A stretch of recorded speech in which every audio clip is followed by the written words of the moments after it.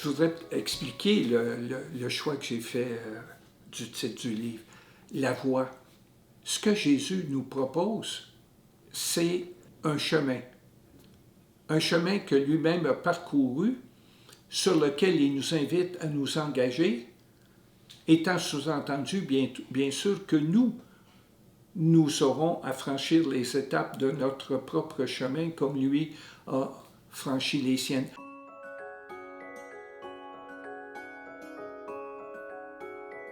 Libre chrétienne, pourquoi? Parce que pour connaître Jésus-Christ, il faut se libérer d'un certain conformisme qui présente Jésus à travers des clichés, des représentations établies, des surcharges doctrinales, institutionnelles, qui font écran entre nous et lui. Dans ma génération, qui était très religieuse, c'est un type de défi à surmonter pour avoir accès à Jésus. Mais ce n'est plus le conditionnement qui est déterminant aujourd'hui. Pour être libre aujourd'hui, dans la société dans laquelle on vit, libre à la rencontre de Jésus-Christ, c'est se libérer du conformisme laïciste qui fait que dans la société dans laquelle on vit, si tu veux avoir l'air in, ben, parle pas trop de religion. Il faut faire un grand effort de liberté dans la jeune génération actuelle pour se mettre en cheminement dans une voie spirituelle. Certains le font, beaucoup le font dans le bouddhisme, parfois avec beaucoup de superficialité, mais d'autres le font en profondeur. Mais certainement que ce défi-là se pose pour quelqu'un qui veut aller à la rencontre de Jésus-Christ. Mais c'est aussi libre chrétienne, parce que Jésus-Christ n'impose rien à personne.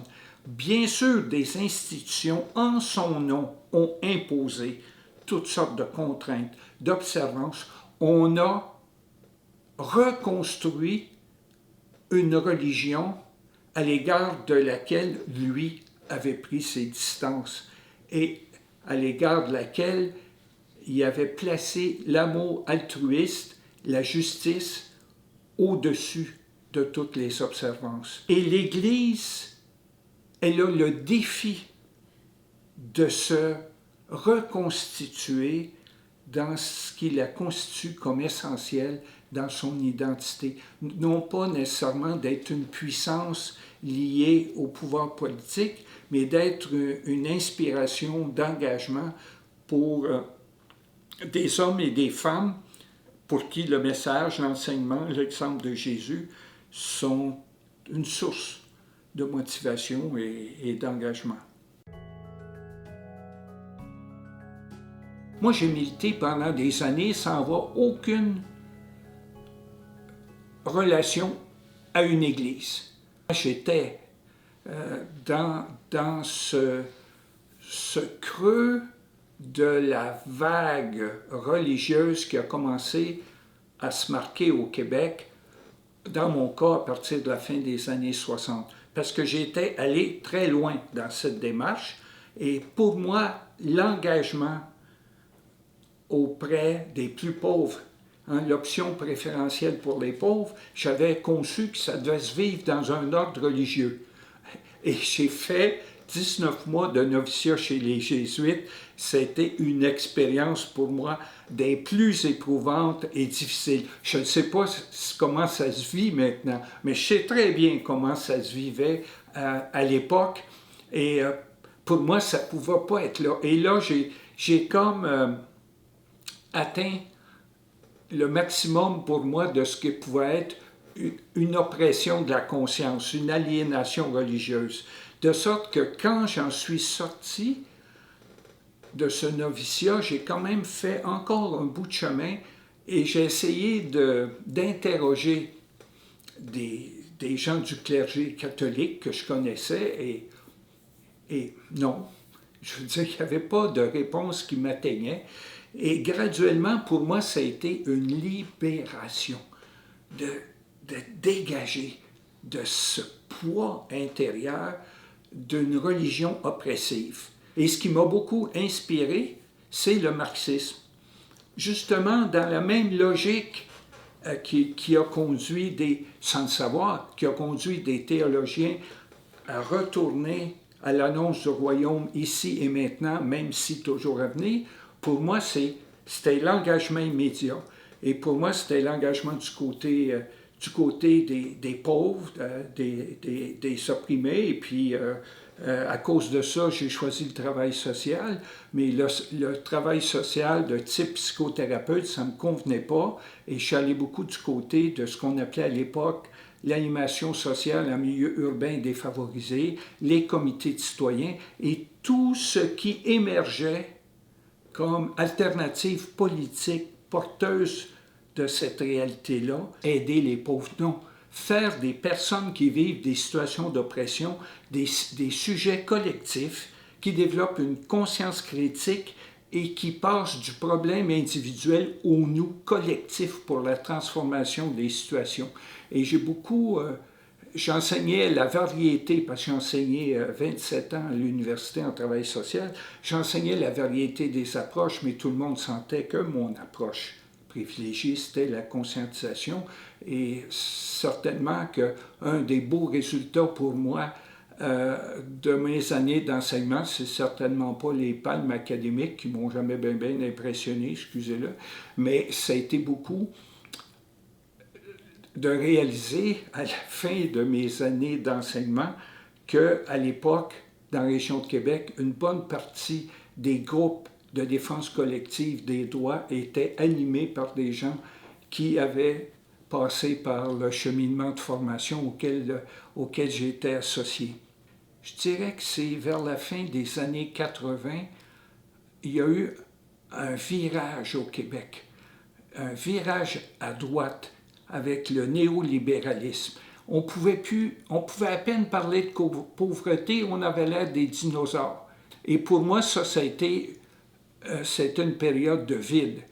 Et c'est dans cette période de passage à vide que l'étincelle spirituelle s'est rallumée.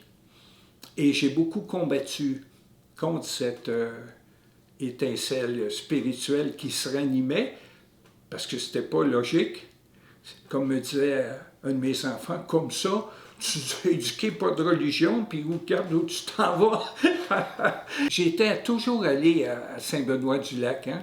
Pas parce que c'est un château fort du christianisme progressiste, mais c'est quand même un lieu de ressourcement, de contemplation, de silence. Et même dans ma période agnostique ou athée, j'allais travailler là, le silence.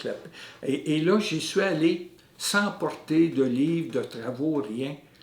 Et j'ai vécu une expérience intérieure que beaucoup de personnes ont vécue, qui est difficile à décrire, l'envahissement par une conviction, une grande paix et un nouveau départ. Cette expérience-là était une expérience spirituelle sans détermination confessionnelle particulière. J'ai fait le tour de ce qu'il y avait de progressiste à l'époque à Québec, chez les catholiques, on pourrait dire, souterrains ou dissidents, et je n'ai pas trouvé de lieu où m'accrocher. Et en parlant de cette expérience avec une de mes amies militantes avec qui j'avais participé à la fondation du collectif de conscientisation des années auparavant, elle m'a dit « Pourquoi Elle avait participé à une communauté de base où était présent le pasteur Pierre Gaulberger. Pourquoi tu ne vas pas voir Pierre Gaulberger? Comme il y a un nom assez rare, je l'ai trouvé dans l'annuaire téléphonique et j'ai abouti au séminaire uni avec une intention de faire une démarche d'approfondissement. Et lui m'a proposé d'entreprendre un parcours pour devenir pasteur. Je suis revenu chez moi et j'ai dit hey, qu'est-ce que c'est? Et puis finalement, tout en continuant mon enseignement, j'ai commencé à prendre des cours de théologie. J'ai adhéré à la paroisse Saint-Pierre avec le pasteur Hervé Martin. Je ne connaissais même pas cette paroisse-là à Québec. Et avec Hervé aussi, ça a cliqué, comme on dit en québécois. C'est comme ça que j'ai commencé mon cheminement dans l'Église unie. Au début, je pensais que ce serait tout intérieur, en petite communauté, mais sont arrivés toutes sortes d'événements qui ont maintenu la continuité des engagements antérieurs. Hein? Il y a eu tout un débat à savoir est-ce que la paroisse Saint-Pierre allait adhérer au collectif pour l'élimination de la pauvreté, qui est devenu après un collectif québécois, pour un Québec sans pauvreté. Et ça a été un débat. Un autre débat, ça a été sur la bénédiction des couples de même sexe, qui a créé beaucoup de tensions, mais on a été une des premières paroisses à devenir une paroisse inclusive. Et il y a aussi l'accueil en sanctuaire d'un réfugié, hein, ce qui a été un événement très fort qui a duré 5 ans. C'est la seule fois où une église a été envahie par la police pour prendre un réfugié, la seule fois dans l'histoire du Canada. Ça a déclenché toute une bagarre à l'échelle de tout le Canada. Donc, comme a dit quelqu'un, tu sors le militant, tu sors pas le militant de toi-même comme ça, comme tu veux, s'il revient. Alors, ça a été mon cheminement, mais à travers ce cheminement-là, comme activité pastorale, je valorisais beaucoup la prédication, et la prédication était l'axe de ma vie spirituelle, plus que, par exemple, pour d'autres, la méditation quotidienne ou la prière formelle. Pour moi, la prière, c'était la méditation, et comme dans l'Église unie, on n'est pas tenu de suivre le lectionnaire, bien, chaque fois que je prêchais, c'était sur un thème qui m'interpellait, qui me parlait, pour lequel je choisissais les lectures bibliques. Une de l'Ancien Testament, ordinairement chez les prophètes, une parmi les épîtres et un texte d'Évangile. Et j'articulais ma prédication. Et c'est comme ça que l'intérêt pour la rencontre avec Jésus-Christ au plus près de sa réalité historique a pris forme, a commencé à s'exprimer dans de la prédication et s'est continué dans une recherche plus systématique à la retraite pour donner naissance à ce livre-là. Ma posture, c'est une posture de pasteur engagé et dont la recherche nourrit sa vie spirituelle. Et je dirais qu'à cet égard-là, mon modèle de référence, c'était beaucoup Albert Schweitzer. Albert Schweitzer, qui au début du 20e siècle, a fait la synthèse de tout ce qui s'était produit avant lui dans ce qu'on appelait les vies de Jésus.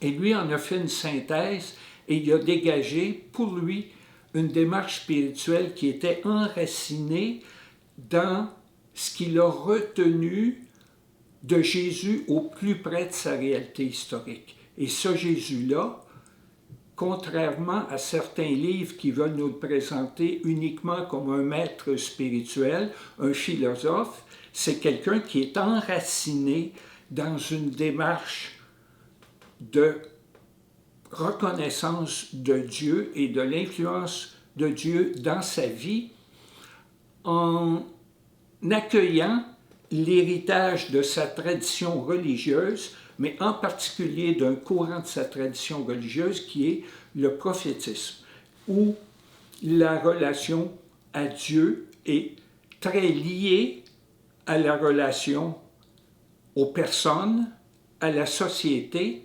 et en particulier aux enjeux de justice et de libération. Pour moi, un texte clé des évangiles de Marc, Matthieu et Luc, qui sont les plus près du Jésus réel, c'est Luc 4, où Jésus, à partir d'une citation d'Ésaïe, définit son projet, sa mission, on dirait aujourd'hui son manifeste militant, hein, qui est l'engagement pour la libération de toutes les formes d'oppression. Et pour lui, libération des formes d'oppression dans tous les champs de la vie, et ça couvre la souffrance, mais aussi les oppressions sociales, et conformément à la culture de son époque, il n'y a pas la distinction qu'on fait entre des souffrances et des oppressions qui sont d'origine physique, comme un handicap, et d'autres qui sont d'origine sociale, comme l'exploitation, les dominations politiques, les aliénations religieuses. Et donc Jésus est un précurseur, en réalité, le premier des théologiens de la libération. Et ici, on touche un point névralgique dans l'enseignement de Jésus. Alors, on a reconnu Jésus comme sauveur. Et il y a un mot, le mot sotérion ou sotéria, qu'on a toujours traduit par salut. Et en le traduisant par salut, on en a fait un mot qui est devenu éthéré, évasif, projeté dans ce qu'on a appelé le surnaturel, alors que la traduction par libération nous montre, nous fait porter attention à un Jésus qui est guérisseur, qui est dans la ligne du prophétisme, libérateur social, un Jésus qui est aussi libérateur existentiel. On a parlé souvent à propos de Jésus de la partie eschatologique des évangiles, la partie tournée vers la conscience de la fragilité de la condition humaine, de la précarité des organisations sociales qui peut être renversée d'un moment à l'autre, et aussi du monde naturel, du monde cosmique qui est appelé à des changements majeurs. Alors Jésus reconnaît cette présence des fins dernières, personnelles, historiques, cosmiques, mais en même temps, sa vie spirituelle, sa dimension mystique, sa confiance en Dieu vu comme un Père aimant, le rend libre. Au fond, c'est une attitude existentielle profonde, à la fois reconnaître la réalité et être libre à l'égard de la réalité. À propos de mes engagements dans la période, on peut dire, agnostique et même athée, j'ai écrit dans le livre, ces engagements étaient menés en exil de toute relation consciemment assumée à une transcendance qui seule peut pourtant en fonder ultimement la tension de radicalité. Jésus est allé jusqu'au bout là-dedans. Et en même temps, la tempérer par une inspiration de bienveillance. Son choix, par exemple, de la non-violence, alors que dans une étape de son cheminement, il disait à ses disciples, si vous avez un manteau, vendez-le et achetez-vous des épées. Mais il n'a pas poussé au bout. Et la transcendance, effectivement, la transcendance de Jésus-Christ, centrée sur l'amour altruiste, inclusif jusqu'aux ennemis, apporte une nuance de bienveillance à un engagement sans cette référence-là qui a pu conduire à des excès qu'on a bien connus. Et à la fois, le marxisme a interpellé des chrétiens qui projetaient les pauvres dans l'au-delà pour leur bonheur, les interpeller pour dire « c'est maintenant, avec les possibles réalisables en fonction de la société dans laquelle vous êtes, qu'il faut que vous changiez la réalité. » Et bien sûr, il n'y avait pas de dimension au-delà de l'histoire. Il y avait pas de transcendance. C'est-à-dire que tout pouvait se réaliser dans l'histoire. Alors c'est la finitude humaine autosuffisante, comme dit Paul Tillich, un de mes théologiens préférés. Et on sait à quels excès cela a mené. Et c'est sûr que le renouement avec la pensée de Jésus-Christ nous situe dans cette dynamique extrêmement complexe, parce que pour Jésus, à la fois il y a un engagement, et les risques, c'est lui qui les prend pour lui-même, il n'engage pas les autres, et ça c'est la dimension libre chrétienne, là, dans un chemin que lui choisit et qu'il propose, mais qu'il n'impose pas au nom d'une dictature pour le plus grand bien de.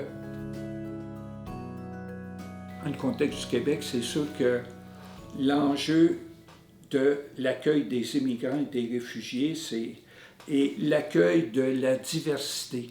Cette attitude de repli identitaire. Puis on peut la comprendre là, historiquement, là. Hein? L'affirmation de l'identité québécoise, ça a été un long chemin et des gens y ont laissé leur vie au 19e siècle, là, 1837-38, les patriotes et ainsi de suite. L'affirmation du français, l'accès des Québécois aux postes de responsabilité publique et ainsi de suite. On peut comprendre, mais on est dans un contexte où on a le défi d'accueillir la diversité. Comment dire, on a vécu une polarité francophone-anglophone. Les Français puis les Anglais, c'était la polarité dans laquelle j'étais, et paradoxalement, l'Église unie à Saint-Jean-sur-Richelieu, de United Church, c'était l'Église des boss des usines, c'était pas l'Église des ouvriers. Alors, on a vécu toute cette dynamique-là, mais maintenant, comment dire, l'identité vécue comme quelque chose de fixe qu'on veut fermer et protéger, ça ne se peut plus. Hein? Et il y a une identité québécoise qui peut continuer uniquement si elle s'ouvre à la diversité. Et la diversité, c'est des personnes qui arrivent avec des conditionnements culturels, des expressions culturelles, y compris dans le vêtement, hein, avec lesquelles il nous faut apprendre à vivre, et ça demande beaucoup de discernement, parce que, par exemple, par rapport à l'islam, les textes fondateurs de l'islam comportent des textes qui appuient un islam conquérant. Mais ça, c'est le normatif. L'effectif, c'est des personnes qui vivent la spiritualité dans cette tradition religieuse et qui ont transformé éventuellement le djihad agressif porté par des radicaux en un combat spirituel intérieur. Et nous, dans notre propre tradition, je cite dans ce livre toute une série de textes de l'Ancien Testament qui ne sont même plus défendus comme tels par le judaïsme. Hein? Par exemple, c'est au livre des Nombres, je pense, l'interdit qui fait que si une ville est déclarée sous l'interdit, vous êtes béni par Dieu pour massacrer tous ceux qui y habitent. Ou encore, si vous avez un adolescent qui vous insulte et qui boit puis qui bamboche, vous pouvez le faire mettre à mort. Si quelqu'un dans votre entourage quitte la religion familiale et patriarcale, il peut être mis à mort. Ça existe. Le normatif, l'effectif. Et bien sûr, dans la tradition chrétienne, il y a une tendance à lire la Bible au même degré de sacralité. Mais être chrétien, c'est lire la Bible à partir de Jésus-Christ. Et à ce moment-là, il y a une rupture par rapport à certaines affirmations, tout ce qui regarde, entre autres, l'agressivité, la violence, hein? La haine personnelle des ennemis. Bien sûr, des fois, il faut obliger les oppresseurs à devenir plus humains en les contrant. Je pense que s'il n'y avait pas eu les luttes syndicales, il y aurait un patronat sûrement plus répressif que celui qu'on connaît maintenant et qui a un peu plus de considération pour ses travailleurs. Alors, c'est le gros défi actuel. Et puis, bien sûr, il y a la religion de ceux pour qui ne pas avoir de religion est une religion. Et donc, en fonction d'un héritage du passé à l'égard duquel on se rebelle, en particulier au Québec, une religion très oppressive, on discrimine toute expression religieuse. Si on pouvait, on aimerait la supprimer de l'espace public. On entend souvent dire la religion, c'est quelque chose de privé. Non, c'est pas quelque chose de privé. La religion, c'est quelque chose qui appartient à la société civile, comme toutes sortes d'autres associations qui font partie de la société civile. Sauf qu'à une époque donnée, le lien entre l'épée et l'autel, la religion et le pouvoir politique, une religion s'imposait à toute une population, qu'elle le veuille ou non. On n'est plus là, mais il y a une dimension communautaire de la religion qui a sa place. Et ça, c'est tout un combat à mener. Et ce que j'ai trouvé encourageant dans les résultats d'un récent sondage, c'est que cette adhésion à la loi sur les signes religieux, elle est très forte dans ma génération, mais elle diminue à mesure qu'on descend en âge, et chez les groupes des plus jeunes, c'est très peu présent. 49% ne sont pas d'accord pour ce genre de discrimination-là à l'égard des signes religieux. C'est une dimension, à mon avis, qui est un des grands défis chrétiens, et nous, on a à le vivre en faisant le lien avec notre source d'inspiration. Jésus est la syro-phénicienne. Jésus qui prend un Samaritain comme exemple du moment où on devient prochain pour quelqu'un qui est dans la souffrance. Dans l'évangile de Jean, Jésus qui engage son dialogue sur l'eau vive, la grâce, avec une femme qui ne correspond pas du tout aux normes de la moralité publique, et même à ce que Jésus, lui, conçoit comme les relations hommes-femmes, le mariage, et ainsi de suite. Et c'est dans cette dynamique-là que nous situe Jésus. Il s'agit de l'actualiser pour aujourd'hui.